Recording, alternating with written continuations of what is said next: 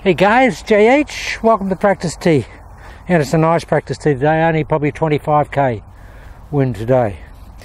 Okay, just going on, going forward, reinforcing, re-establishing. Just updating all the time so that we just get a regular, well, reinforcement of what we have to really do in channel lock to get the best out of it. Now there are variations of it, of course. There will be Bill Phillips's version of it. There'll be my own personal version of it. And there will be something that you can modify to suit yourself within the parameters, the general base tenets of channel lock. Okay, one of the things that I found is really beneficial for me is trying to get as close as I possibly can to the ball at address. Now guys, I like to get my trail arm in here, in this position, which I call the gunslinger, because my arm's on my side here. I find that if the more extension I have on my arms at address, the more propensity there is for the club to go sideways in the backswing rather than rearwards. I find that when I'm close to the ball here, when I've got my gunslinger here, and I'm right on top of the golf ball, and my arm's in here, I really can't push it out there, guys. That's the fail-safe mechanism in it. I really can't push it out there. Because it's here, my arm wants to do that. It just wants to go in here. So for me, I've personally adopted getting as close to the ball as I possibly can. And Byron Nelson had that great line where he said, it wasn't possible to stand too close to the golf ball at address. But then he added, at least he'd never seen anybody stand too close to the ball at address.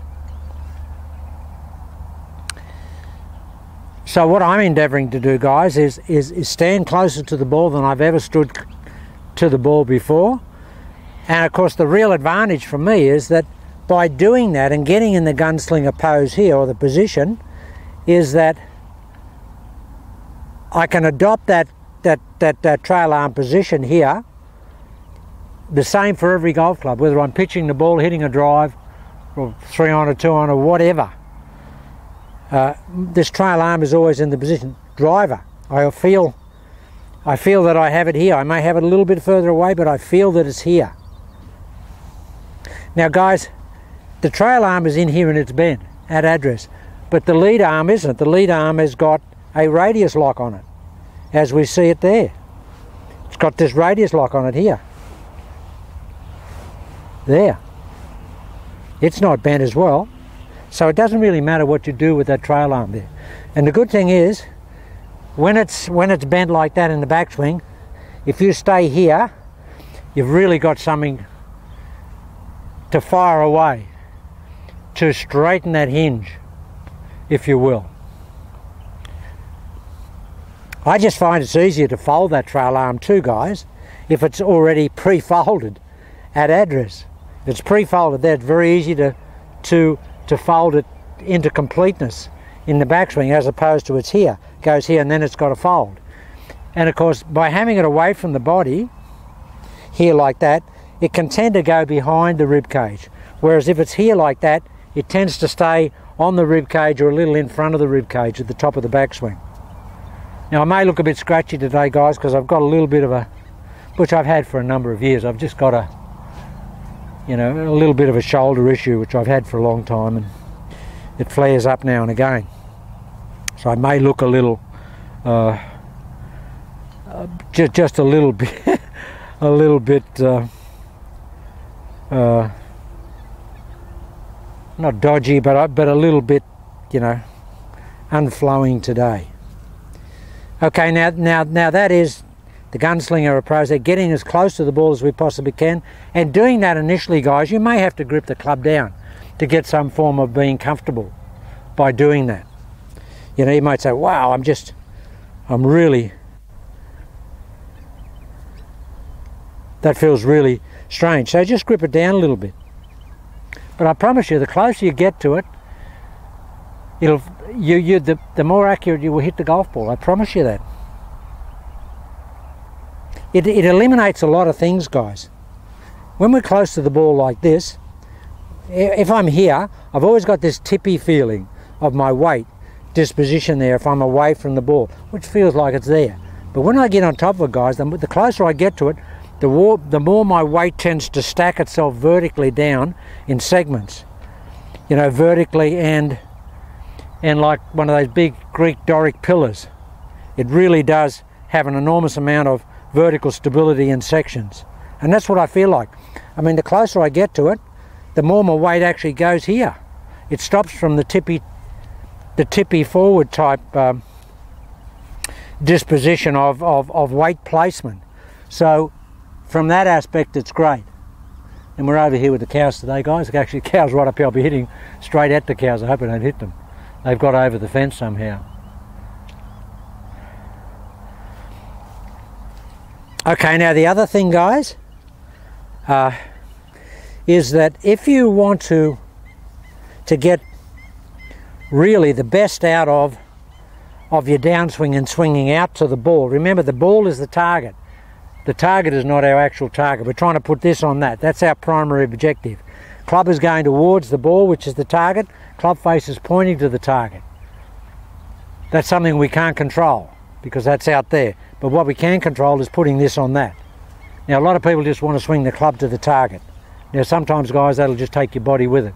But if I have the sole objective of putting that club on that golf ball there as my primary objective, there's a lot of deliberateness about that action. And you really can control that. After I've established my address position here, and I've established my line to the target, my address alignment, I don't want to worry about that anymore because I can't have any more influence over it. I've chosen my path there, that's where I want to be. So once I've got into my pre-ignition position here, I've forgotten about the target. My only objective now is to put the club on the ball. And guys, you'll be amazed if you just do that. You'll be amazed how your striking will improve if you really actually try and put the club on the ball rather than try and swing it to the target with this golf swing, because we want an in-to-out feeling. Okay, guys, now the other thing, of course, is in hitting into out, what really will help you, the more you can stay with your lead shoulder up coming into the ball, the more chance you've got of keeping your shoulders closed. Now, what helps the lead shoulder stay up and blocked? Well, for me, guys, it's just this. After I've gone here, as I start down, I actually pull very hard with my lead hand and arm. I pull here. Now, if I just do that, look what happens to the shoulder here. The shoulder wants to stay up here. If I pull like that, pull very hard to throw the shoulder over here if you're pulling the arm and the hand towards the target. It's almost just like, I'll do it front on here. If I'm going to hit, you know, we're set up in our position here.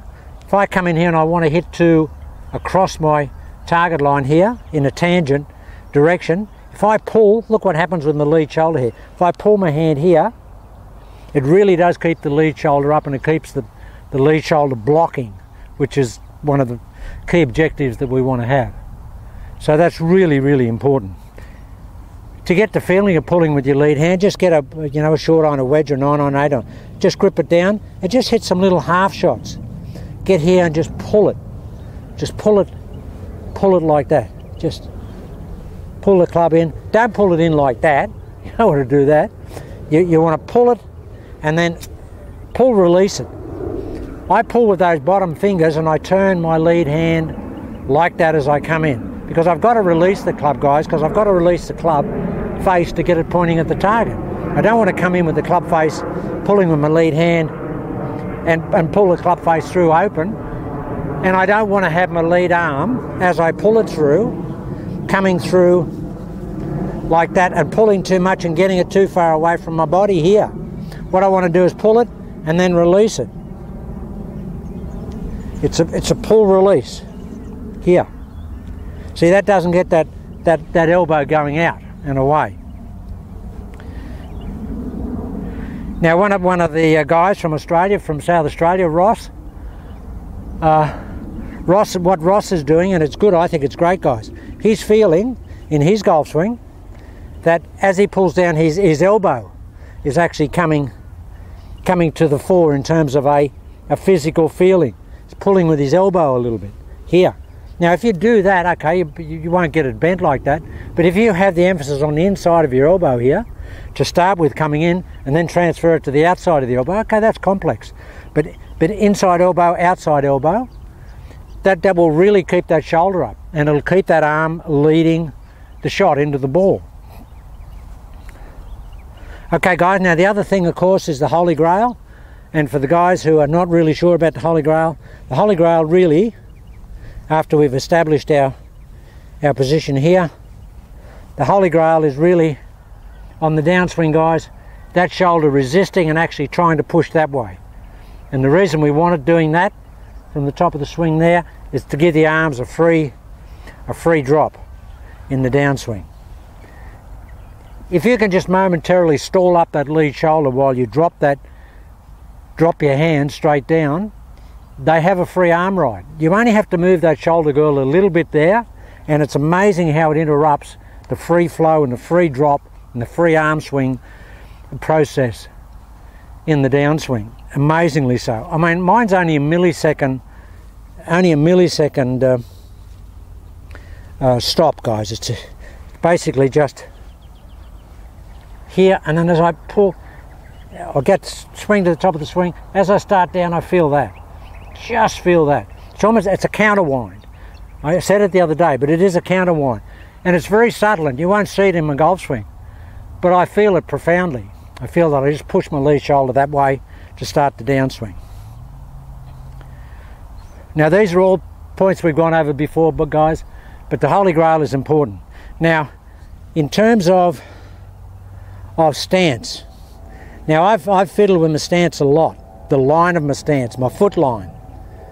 Now bear in mind that your foot line most of the time, guys, is only for balance and to give you more range of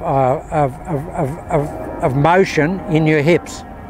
If you're not someone that's not very flexible in your hip extensors, if you set up very open like that in the backswing, you won't be able to make much of a hip turn. You won't, because this here is locking and holding it back. But if I bring that up and bring that back there, the range of motion that I get in the hips is greatly increased. Now for some people that may create a stability problem. It doesn't for me. I know Bill Phillips from MMI Golf was saying yesterday that he's actually increased the width of his stance now because that suits him better. He'd actually got to a narrower stance, and he felt that wasn't as beneficial to him as a wide stance. Now, I think I'm in between. But also Bill was saying that he's going back to his open alignment with his feet, and that's fine. That was original channel lock. Now, I don't know where I am, and I really don't care where I am. I know that once I've formed my alignment here, and I've got that little bit of back cock on my shoulders there, and I bring that lead foot up to balance. How much I bring it up, again, is relative to balance and the amount of flexibility. Now, once I'm in that position there, I'm turning my trail foot to there, and I'm turning my lead foot to there, guys. That's where I'm going. So, is it easier to turn those feet there and hold them with a closed stance? For me, it is. I can still turn them, and I feel a lot of tension and a lot of torque in the swing if I have them open. As per this, if I'm here, if they're open here, get close to the ball, then I turn it there. There's a lot of torque in there. There's a lot of torque in my knees there. A lot of torque in my knees. And a lot when I take the club back. A lot.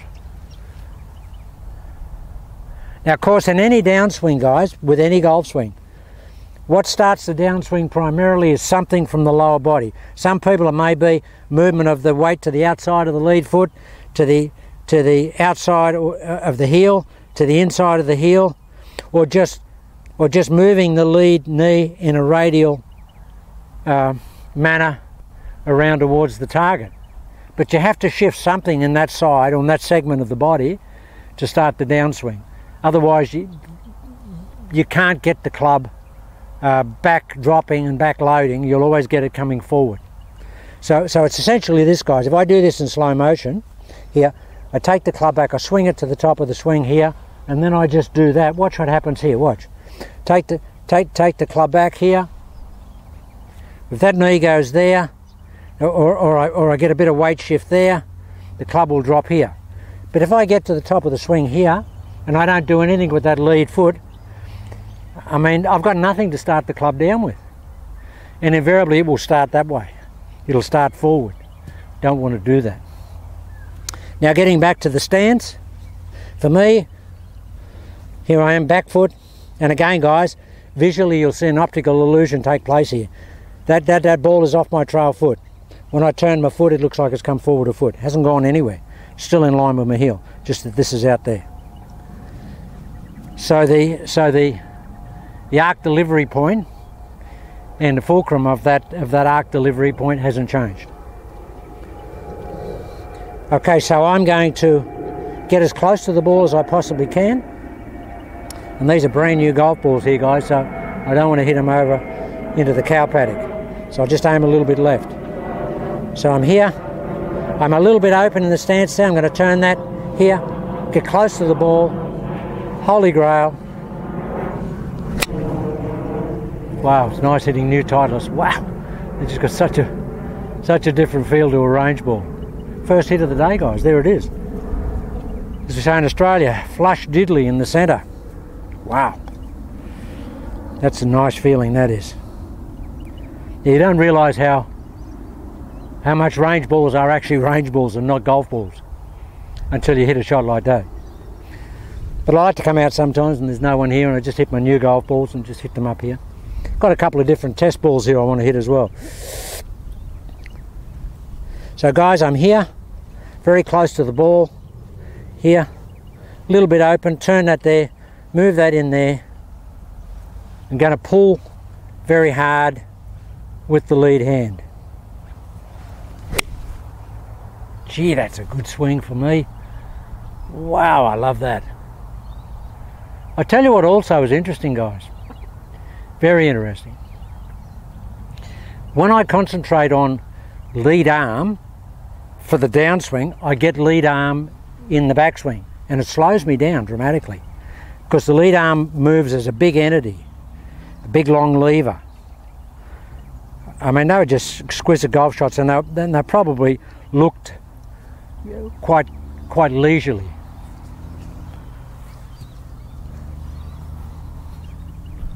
Yeah, so I'm getting close to it here, off the back foot, turning that in a little bit here.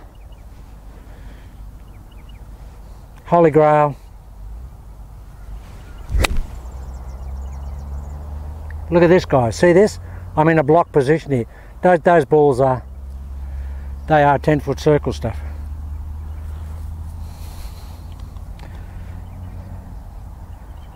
Wow, that feels good. Oh lordy, that feels good. What doesn't feel good is this long grass here. Got some of the new Bridgestone balls, guys, some of the new Shrixon balls as well. Okay, so here we go. Trail foot. Close to the ball. Really close. Gunslinger here. Turn that trail foot, turn this one. Preset, Holy Grail.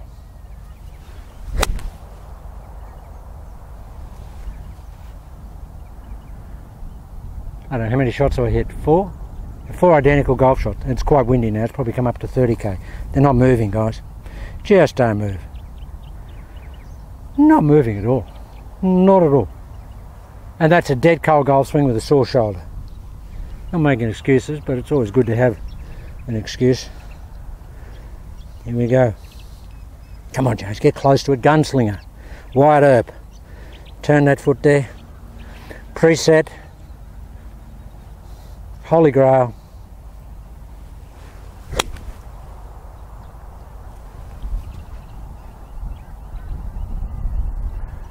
Fantastic. Now, I'm not making much of a backswing because my shoulder's actually quite quite tender. I'll try and increase this this backswing a little bit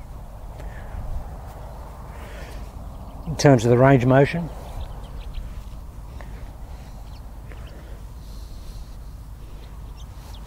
Gunslinger, get on top of it, JH, get on top of it.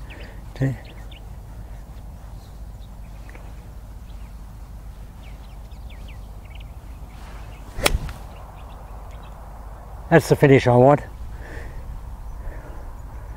I showed this the other day in the videos, guys. You can actually end up looking through your arms at the finish you swing, and that's because this lead arm hasn't wrapped over and hasn't gone left for a right-hander.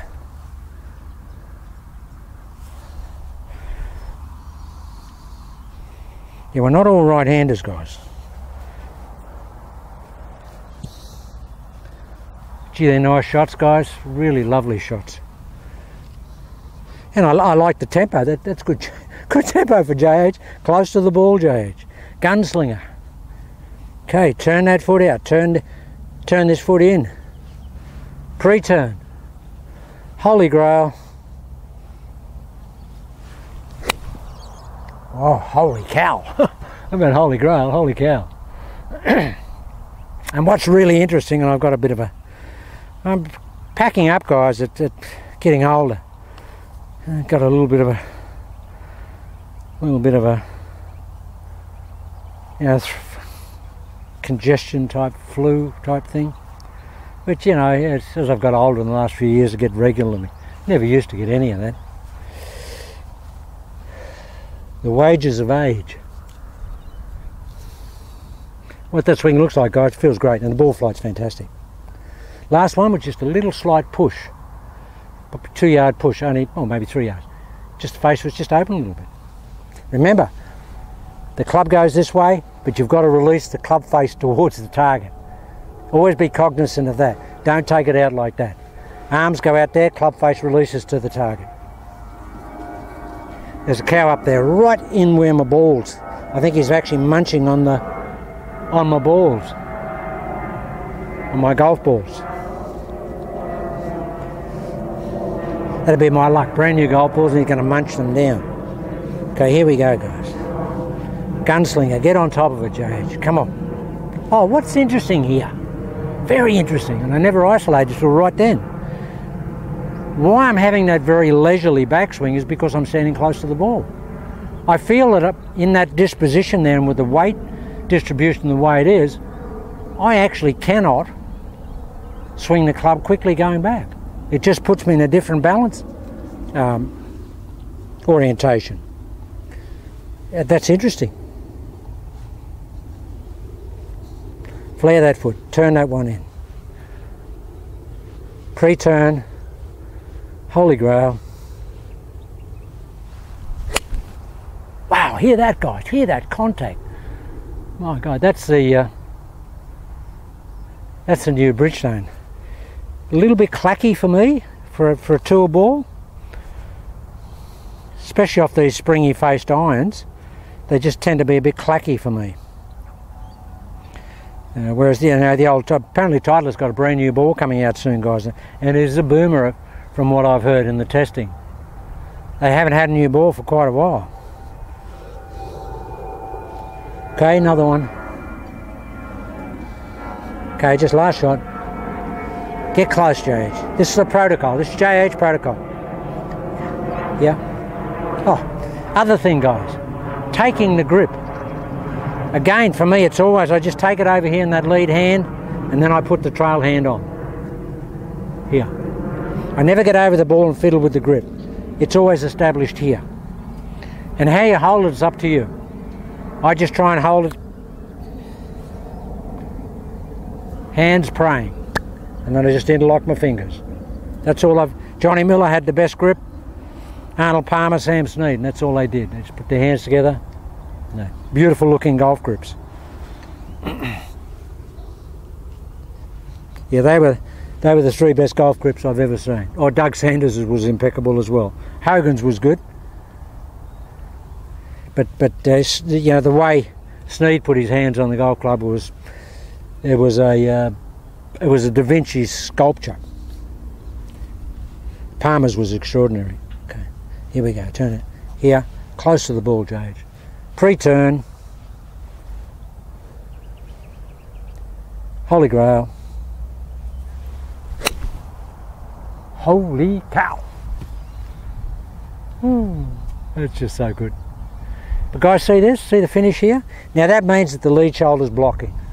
It's absolutely blocking. Now guys, a lot of these things we've said before, but I'm going to go over them on a regular basis just so we reinforce. Because it is important. It really is important. Well, I'm actually happy the way I'm hitting the golf ball, the contact I've got today, considering yeah,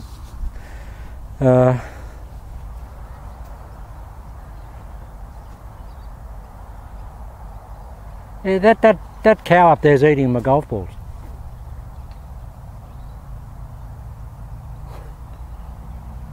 He's eating my golf ball. Well, he looks like he is. Okay. This is a new prototype golf ball, the yellow one. It's just got a number on it. Guy gave me some the other day. Don't even know what manufacturer it is.